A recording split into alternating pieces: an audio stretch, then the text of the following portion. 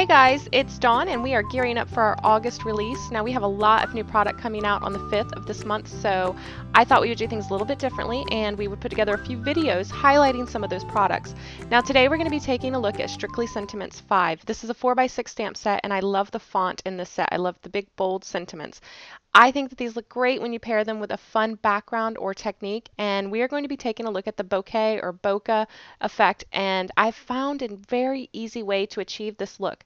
So this is the Strictly Sentiments stamp set, and you can see here that the font on this is super fun and they're bold sentiments and they're great for focal points. So I think they're going to pair well with this background. This technique all starts with a watercolor washed background. So I've got a 4 1/4 by 5.5 inch watercolor panel here cut down, and I've taped it to a scrap piece of cardboard. And now I'm just thoroughly wetting this paper. You want a very wet background here because you're going to be dropping wet paint into the wet background, and that's what's going to create that nice soft haze. I'm using alizarin crimson and queracridone gold. These are two of my favorite watercolor shades. And I will just wet my brush and start picking up each of the colors and dropping them onto the paper. Because we've thoroughly wet the paper, it's going to start spreading that pigment around and I don't really have to do too much to it. As I'm picking up new color, I'm going to drop it right next to the color that I've already laid down, and I'm going to let them start to blend together. I'm going to continue to pick up water on my brush, pick up pigment, and drop it into the paper. And I'm going to do this until I've covered the entire paper. Now, if your paper starts to dry, just pick up more water and help move that pigment around some. If you find that the water is pooling around the edges, you can just use either a thirsty brush, which is a brush that's been dried, or a paper towel and just dab at those edges, and they should soak up all that extra moisture and water. Now, if you want your background to be lighter or less vibrant, then just use more water in your paint when you're picking it up. And if you want a super intense background, then use more pigment than water. If some areas are darker than you'd like, then just use the dry paper towel or tissue and pounce it and pull up some of that pigment. You can also just flick clean water onto it to lighten up some areas as well. Once you're happy with the results, you can just set it aside to dry, or you can use your heat tool to speed up drying time if you want. Now that it's all dry, I've just removed my tape and I'm ready to start my stamping. Now you'll notice this is quite a bit lighter than it looked when it was wet, and that's something to keep in mind when you're doing these backgrounds. It will always dry lighter. Now we're going to be using the Memories dye ink in black. I always use this ink when I'm doing my watercolor pieces. Not quite sure. They're dry, they're not going to smear, but I don't know, maybe I might need to touch something up at some point, and this way I know that it's waterproof and it's not going to smear on me. So we're stamping the "Oh yeah" sentiment, and then we'll be adding the sub-sentiment, "You got this." I love these sentiments. They're just a little more playful and a little more fun, so I think they're great for all ages, including preteens and teenagers. Life's too short to be so serious all the time, right? So now we're going to make the magic happen, and I will be using my ghetto stencil here. It's my little homemade stencil. I did a video on creating little DIY stencils, and I will add a link in the description box below if you missed it.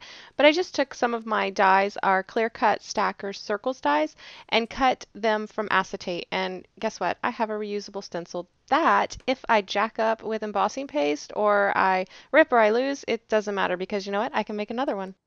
So to create the bokeh effect, I'm just going to take our white pigment ink and I'm going to start sponging it through the openings in the stencil.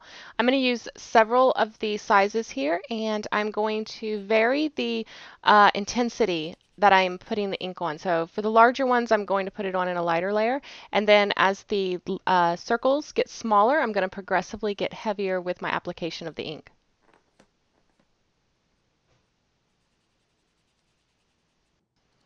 So I'm just going to replace the stencil and do the same thing here. With the bigger ones, I'm going to work in odd numbers. I think I end up with 5 altogether.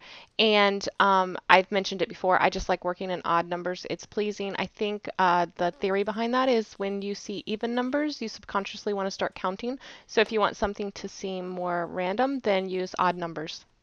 So just continue to work your way through the different sizes, and don't worry about overlapping. In fact, it's great overlap. You want this to look very random, just like the bokeh effect appears in photos and stuff like that. So overlap them, don't think too much about the placement, just start stenciling. And when you get to the smallest dot, just use your dauber and press it straight on, and go ahead and press with full pressure stamp a couple times between re-inking, whatever floats your boat. These ones will generally be the darkest ones anyway, and that would be like the brightest reflection, the most in focus when you're looking at the bokeh effect.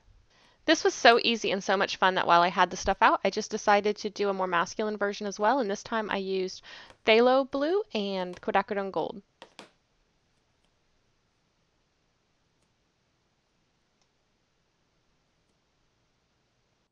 Now that white pigment ink is going to take a while to dry, so you'll either want to wait for it to fully dry or use your heat tool to speed up the drying time, but pigment ink does stay wet for quite a while, so you'll want to make sure that that's done. You don't want to smear all of this now. I've trimmed this panel down to 3 3/4 by 5 1/4 inches tall, and now I wanted to add some little bit of sparkle and glitter to the project. So I'm using a Heidi swapped stencil and a clear Wink of Stella pen, and I'm just using that to add these little tiny dots of sparkle. I'll be adding this to a 4 by 5 1/2 inch card base, and I decided that I'm not quite happy with the sentiment, so I'm going to add a banner using our basic banner die, and I'm just going to restamp that "You got this" sentiment on top of that banner. Then I'll just adhere that to the card front using foam tape. I also adhered that back panel to the card base using foam tape as well, and I like this much better. And finally, to finish it off, I thought this card called for some sequins. Now, sidebar, I am horrible at placing sequins. I'm horrible at using this pickup sticky tool thing. The sequin always sticks to my finger and comes back up after. I'm horrible at using it. But maybe I'll get better with practice. I think it just means I need to try putting sequins on my cards more often, right? Hey, it can only get better from here. At least that's what I'm going to tell myself because I just love all of these sequins from Pretty Pink Posh. I would put them all over everything if they didn't always stick to my fingers. And that pretty much finishes off this card. Now for the blue version, I cut the panel down quite a bit narrower and I stamped the sentiment directly onto the back panel, and then I added enamel dots instead of sequins. I really hope that you enjoyed this technique and I hope you give it a try. I hope you enjoyed taking a closer look at Strictly Sentiments 5. Remember, it'll be available on August 5th. You can find all the featured Wplus9 supplies at Wplus9.com, and you can connect with us on our blog at stampawaywithme.blogspot.com. You can also connect with us on Facebook, Twitter, Instagram, Pinterest. Thanks so much for watching. I will see you next time. Bye.